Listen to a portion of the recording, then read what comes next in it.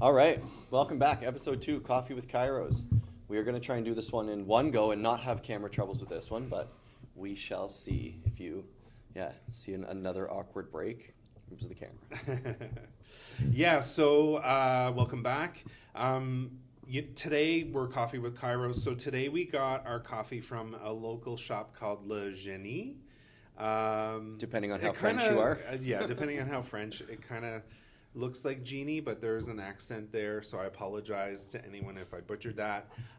Again, super hot in Toronto, iced Americano with just a little bit of milk, and it's pretty good. Yeah, we have another apocalypse day today in Toronto. It is smoky, which not great for all of us people trying to exercise outside, but not a bad day for podcast. Yeah, no, for sure. Cool. So, episode 2, today we're going to talk about everyone's most confusing subject, and it is, who am I supposed to see for my problem, and what are the differences between chiropractors and physiotherapists and athletic therapists and sports medicine doctors and massage therapists and osteopaths and whatever other paramedical/medical profession you would like to throw in there. So we're going to try and weed through a little bit of the nuance in terms of similarities and differences between the different professions, shine a little bit of light on who you may want to see when, and then obviously we'll talk a lot about, regardless of the profession, what makes good practitioner, bad practitioner, maybe someone you might want to move on from if you haven't been seeing results. We'll kind of run through the whole discussion. Yeah, and we get this a lot, over the years. Oftentimes it's like, well, what is the difference between you and a physio? And really, the answer to that question is it kind of depends. Yeah. Which physio? Which physio, which chiro. I mean, we do have sort of standards at which, we have to learn in terms of our education. And I can't speak specifically with physio, but I'm assuming it's pretty sort of similar. But then sort of when you kind of get into your own sort of practice, you kind of get into your own kind of groove, and that might mean sort of straying maybe a little bit away from sort of the traditional kind of schooling. Maybe there's some mentorship that's involved there where you kind of learn some extra things, and so really it kind of depends in terms of how that particular chiro or physio kind of practices. Yeah, I think that's the big one. I think there's kind of two ways to look at it, where what are like the legal scope of practice differences in terms of like legally what are you allowed to treat, and then what are you actually good at treating? Yeah. Right? So there's a lot of things that are like within our scope of practice as chiropractors that I am not particularly comfortable treating. Right? So we have another chiropractor who you will see on an episode when we can convince her to come and be on camera. Her name's Dr. Lisa Clark, but she is pretty much the pregnancy, prenatal, postnatal guru in our clinic. And it's not that I'm, particularly uncomfortable with treating women during and around pregnancy. It's just that Lisa's very good at it. So if my patients become pregnant, I kind of strongly suggest where I'm like, if you are having pregnancy-related complications with back pain or pelvic pain or ligament pain or whatever, go see Lisa. She's very good at it. And it's not that it's outside of my scope of practice to treat. It's just a little bit more outside of my comfort zone than, let's say, like a runner who's having shin splints because they kind of mismanage their return to running in the spring. That is like stuff I see all the time. It's stuff I do personally. Like, very happy to treat that one. Yeah, I mean, I think one of my mentors that I've kind of had the opportunity to kind of learn from, who is actually a physician, quite a few years ago said to me, and it's kind of really resonated with me, nobody really wants to see a generalist.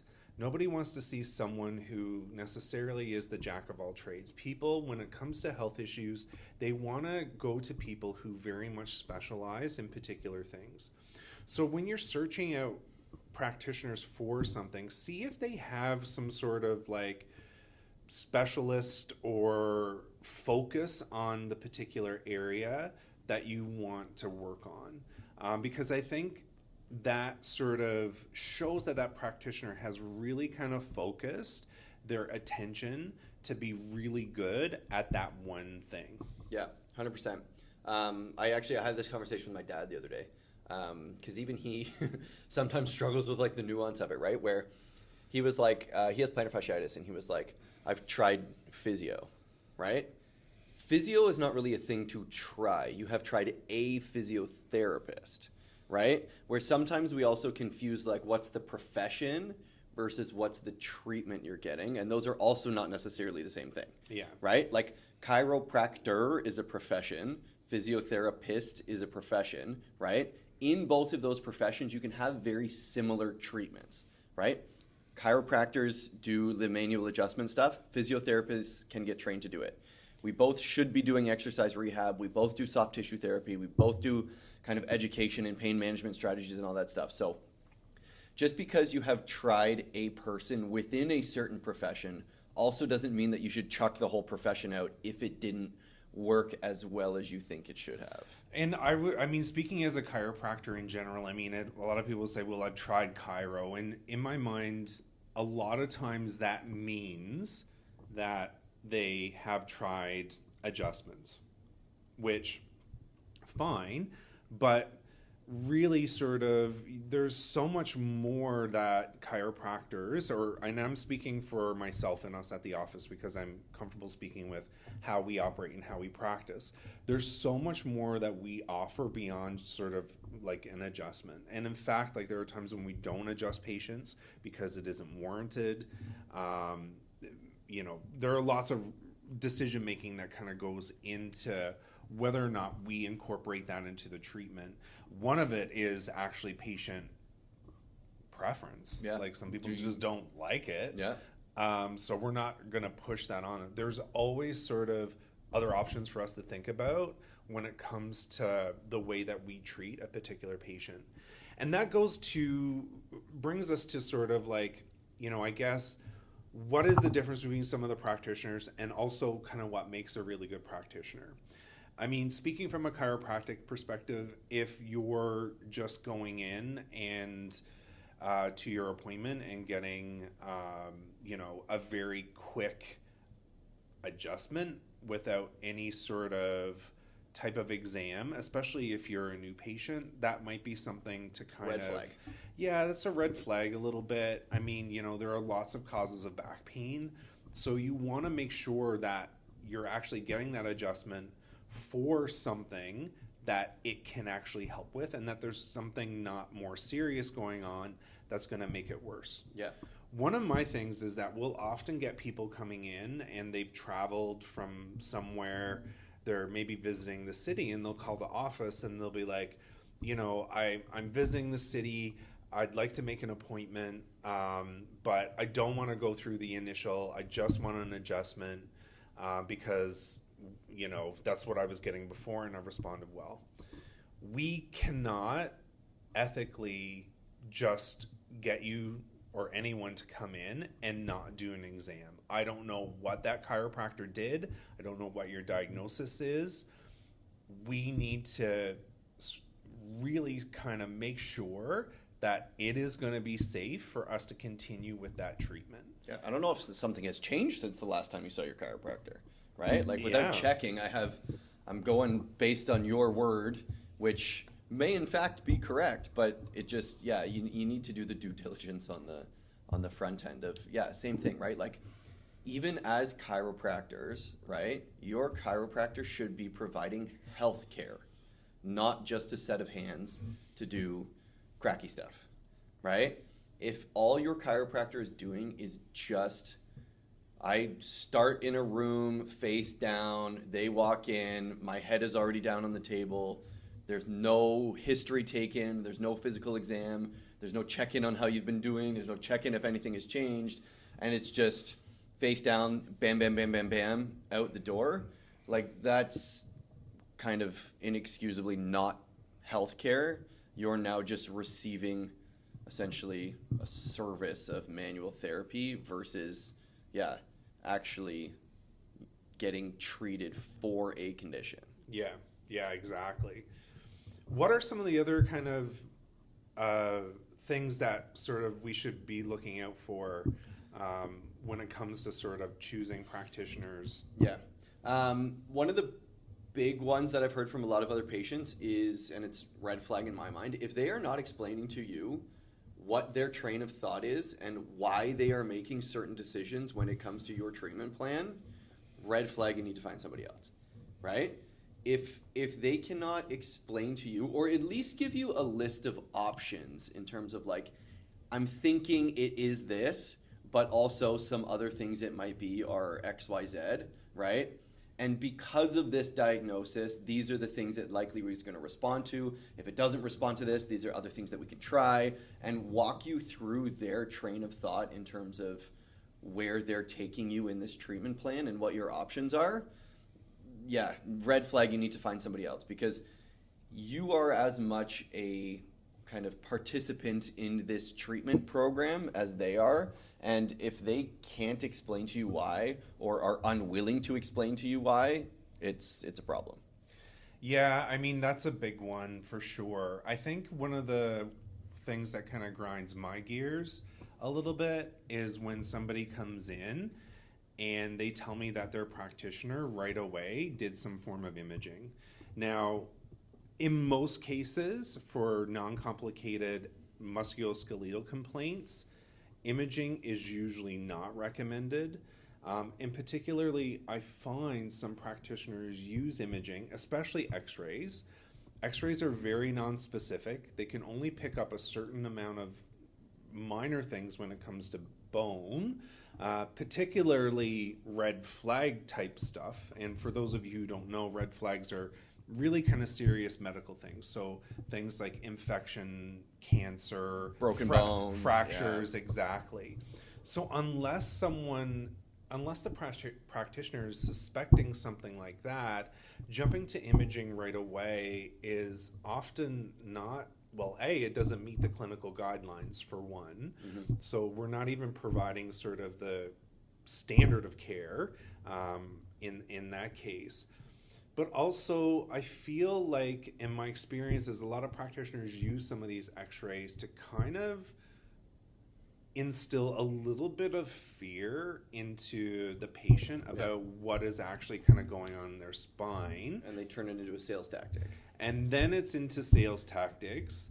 And then you're potentially trying to be convinced to come in for 24 sessions over the next 12 weeks, which brings me to another kind of red flag, is pretty consistent visits, and we're talking like multiple times a week for weeks on end without necessarily even any sort of check-in or reevaluation as to how things are improving. Yeah, the big one is you just need to be patient.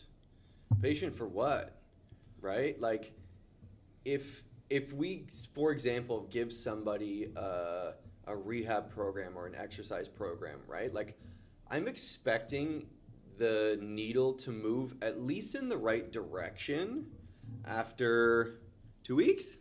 For sure. Right? If they're like actually adhering to the rehab plan, of course, yes, they need to actually do it. But like, yeah, in my mind, like if I don't see something kind of improve at least marginally within the first week or two, like we're going back to that differential list of like, okay, what did we miss? Is the diagnosis maybe something that we weren't thinking of, or was it maybe not the main one and it's something on the differential list? Did we underload you? Did we overload you? Did we miss something? Right? Like, yeah, the whole like, you need to be patient. Like, there is not going to be a miracle that occurs on visit 20. No. Right? No. Does not happen, never going to happen. And in fact, like, you've spent 20 visits over 3 months or whatever it is, and really, if you had spent 3 months probably doing anything, who knows if your condition might have just improved on its own. Yes. And you would have actually saved a lot of money. Right. So just some of these kind of things to consider. Like one of the things that I try and kind of instill in my patients is manual therapy can be helpful for some people in the right conditions at the right time. It usually is not a substitute for active therapy. So I kind of view manual therapy as kind of the support that is given to your condition and treatment. Oftentimes I do kind of feel like I'm more of a coach like a manual therapist coach than I am sort of like just a manual therapist. Yeah. You know, I'm there to kind of, yes, do some work on the body, help mobility, strength, all of those things, get things moving a little bit better. But ultimately, a 20 to 30 minute appointment is not going to make up for the rest of that day in terms of your activities. So Yeah. making sure that we are able to get you functioning to the best level that you can be as soon as possible, including sort of exercises you can do at home, is really where I think the goal of manual therapy and its support in, you know, helping with musculoskeletal conditions really shines. Yeah. Yeah. One of the things I say to patients a lot is this is going to take a certain number of hours of effort on your part to get this finished. Yeah. Right? Whether you'd like to pay me for those hours or not is up to you. Yeah. Right? If you want, you know, some more supervised exercise, you actually would like to come in twice a week because you'd like someone to like double check your form and be there in case, you know, you're a little bit fear avoidant of exercise at the beginning and you want somebody to walk you through it and make sure everything is okay and things are responding well. Fine, right? But that doesn't mean it has to be that way, right? And this goes back to that discussion with the why, right? Where your practitioner should give you options, right? You can do it this way. You can also do it this other way. There should be a little bit of nuance in there so that your treatment plan aligns with your goals and your values and your lifestyle. Because if it doesn't, it's never going to work. Yeah. And that's a very good point. And one of the things too, and if we kind of circle back to sort of how different people practice, and it depends on who you see and what have you. Oftentimes when someone comes in and they're like, I've seen Physio before, I've seen Chiro before, one of my next follow-up questions is, okay, what did they do? And oftentimes that'll give us a clue as to like, okay, what went on with that treatment plan that didn't sort of achieve the results that they were looking for, and how can we use that information to change what we're going to do with you?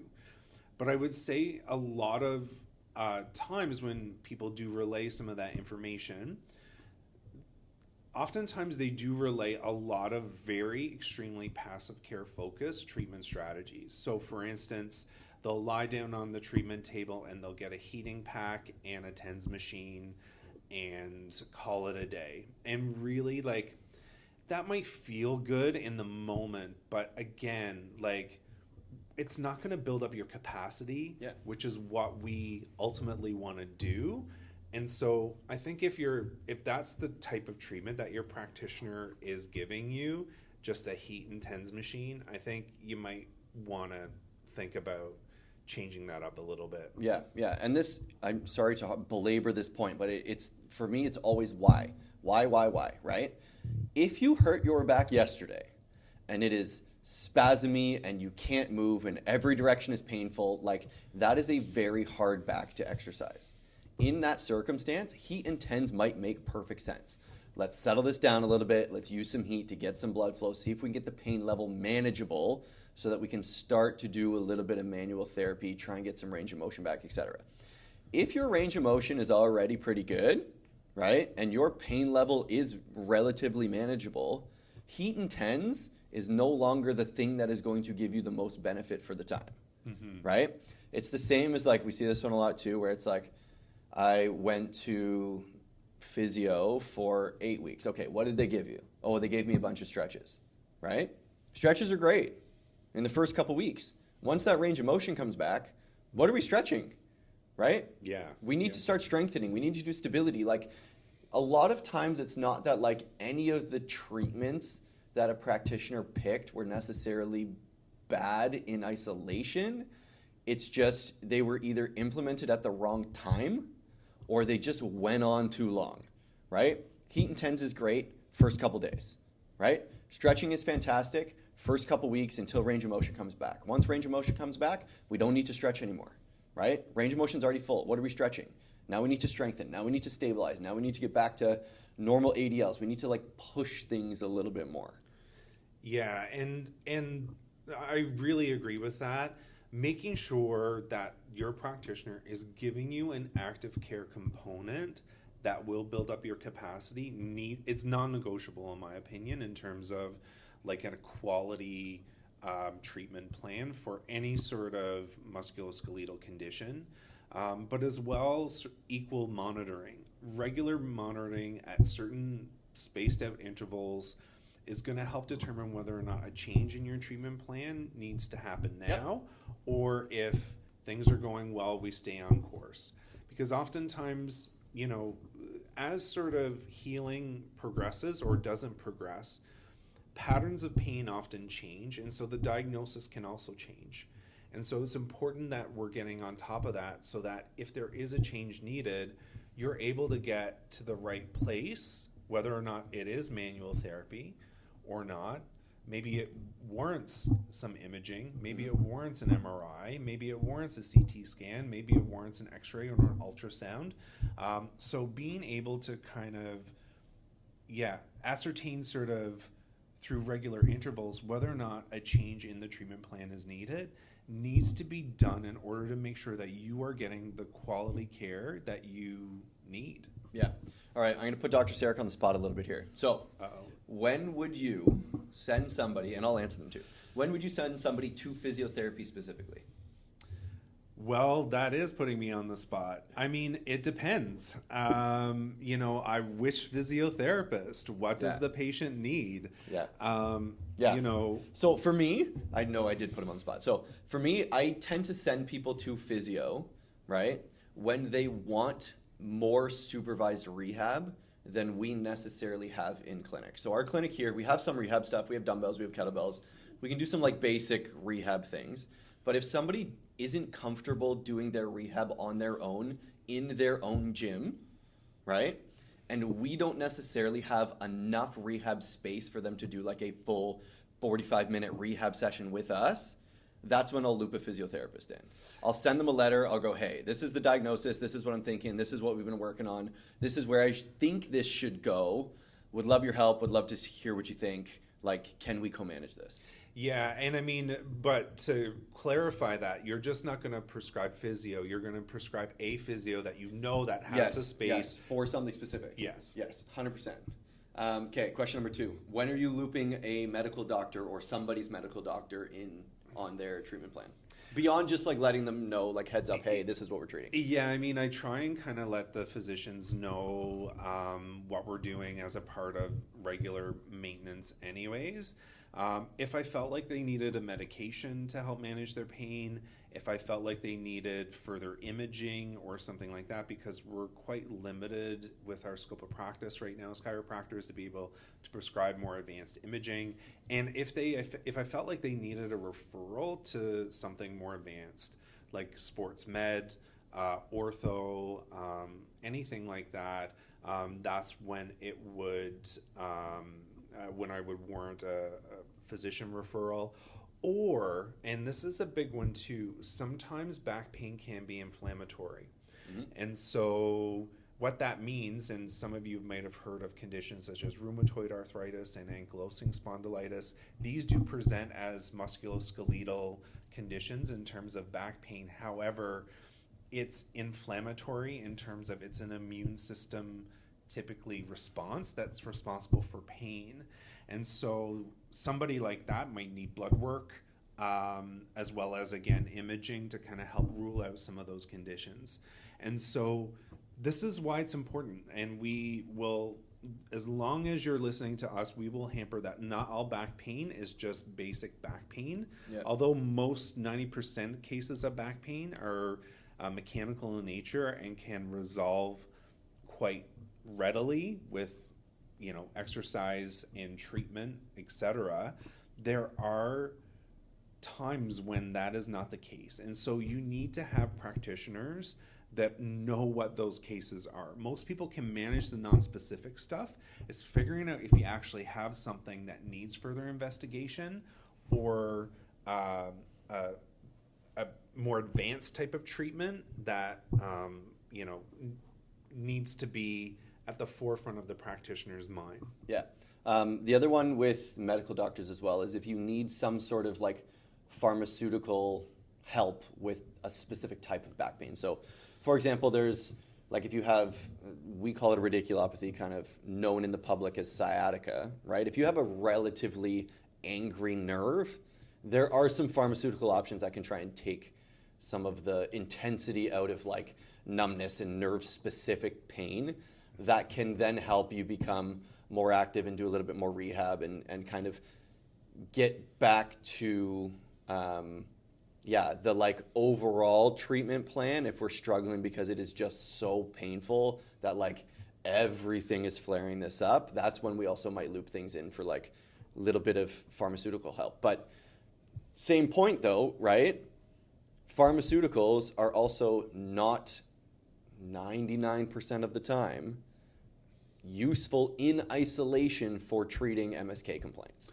Yeah, I mean, they're worth a try for sure. And then there's also sort of like the more advanced kind of versions of that, such as epidural steroid injections and what have you. But really, I mean, if we're looking at sciatica in particular, it depends, because if it's an acute sciatica, that nerve is actually being contacted by something, your nucleus pulposus in your disc. So there are very few medications that will actually, in some cases, really help with that pain until that sort of actual physical irritation starts to decrease. So, we've been around the block. We've been around for a while. So we're actually really familiar with all of these things.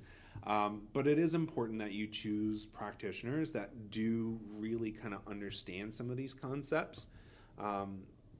To make sure that, again, you get the best care that you need.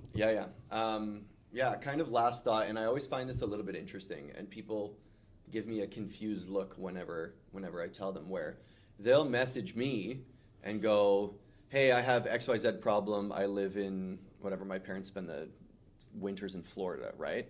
Hey, I'm having back pain, should I go see a chiropractor? And my answer is always no, you gotta let me find somebody for you. Yeah. Right? It is not about the profession, right? Yeah. Chiropractor, physiotherapist, athletic therapist, whatever, right? You got to let me dig through some channels to find a good person. I don't really care what their job title is. I don't want you risking walking into a random physio office or a random chiro office or pick another paramedical profession, right? Because I don't know the quality of the practitioner in there, and I'm much more worried about the quality of the practitioner versus like what letters they have after their name. Yeah, I mean, I don't think we can stress that too much at all. Yeah. Right? Yeah, it's one of those things that's like, I mean, it is what it is. Like, it's not necessarily good or bad. There are fantastic chiropractors, there are fantastic physios, and there's some people in lots of professions that, maybe need to, I don't know, read a little more or something. Yes. So just to end off, I'm going to put Steven on the spot now. Yes. Rapid fire, like, I don't know. Yeah. List the points, like red flags or things to look out for when you're choosing a practitioner. Yeah. Okay. So they treat the thing comfortably or kind of with a lot of their patients that you're looking to get treated, right? As a chiropractor and a runner, I am comfortable treating runners. I don't want to treat baseball pitchers. It's not that I don't understand shoulders. It's just that's not my niche. So I would rather you go see somebody who's comfortable with pitching, right? Yeah. Are they willing to spend the time with you to walk you through your condition and explain to you your treatment options and why you would be doing each thing, right? You should be getting a decent amount of face time with your practitioner. If it is only passive treatment, no discussion, my way or the highway, red flag, right? If your treatment is not changing week after week after week after week after week, right? There's nothing wrong with trying a treatment because not every treatment works first time. Like rehab takes some time to build up. Manual therapy takes a little bit of time to kind of compound itself into seeing some progress. But if it's been twice a week for 8 weeks and you're like, we're still doing the same thing and I'm still not feeling any better and you're just hearing patients, red flag, right? And I would honestly say if they're unwilling to like collaborate with other practitioners, red flag. right? There are lots of professions that are very good and very helpful for lots of things, and you should be utilizing what each profession is good at, right? Yeah. I can't prescribe medication. I need your family medical doctor for that. We don't have a massive rehab space like some of these physio clinics do, right? If that's the thing that is going to be limiting your progress at whatever point in your rehab plan, we need to loop one of them in. If you don't have a gym you can go to on your own, Yeah. right? And then last one, I would say, like, if you, feel like your practitioner is being a little bit dismissive of like your wants and your needs and your goals, right? Where you're not having a lot of say in what's happening, red flag, right? There, for any given condition, there are probably, I don't know, between 5 and 10 things that can work, right? And after that, like we discussed previously, patient preference is a lot of that. Yeah. Right? Because it's like, are you actually going to do it consistently? Are you going to stick to a treatment plan, et cetera, et cetera, et cetera? And if you're not, because your practitioner is forcing you to do something you don't want to do, or you're unwilling to do, or don't have access to do, or whatever, that's also a problem. Yeah, I mean, those are really good points. And the only other couple of things that I would add, red flag, practitioners that image everyone. Yep. Definitely not necessary. Especially if they're charging you for it. Especially if they're charging you for it. Your body does not need to be exposed to ionizing radiation on a regular basis. And I would say the other thing too is really long treatment plans where even sometimes the practitioners might get you to pay for the whole block as one chunk up front. That is a red flag. Yeah. We don't know sometimes exactly how long some of these treatments are going to last. So asking someone to pay for 24 visits is kind of a red flag in my opinion. Yeah, there's also there's a difference between saying something might take 6 months, right? So say you have like a chronic Achilles tendonitis, right? Yeah. That is going to take a while to go away, especially if you're still trying to run on it, right? Yeah. But saying something is going to take a while to go away is different, right, than saying, I want you to pay for 3 months of treatment twice a week up front, right? That 6 months of that Achilles issue should look different week to week and month to month. Yes. Right? Doing the same thing for 6 months is the red flag. Yeah. Right? Yeah, for sure. So, yeah, I mean, just some food for your thought when you're thinking about choosing a practitioner, or maybe you have a practitioner and you're like, hey, my guy's or gal or whoever is actually doing a pretty good job with my care, and I'm really happy with it. Yeah. So, thanks for tuning in. Yeah, episode 2, Coffee with Chiros, in the books. Cool. Next week, we'll think about whatever else is bothering us in this profession, and we'll chat about it. For sure. Cool. See you then. Stay tuned.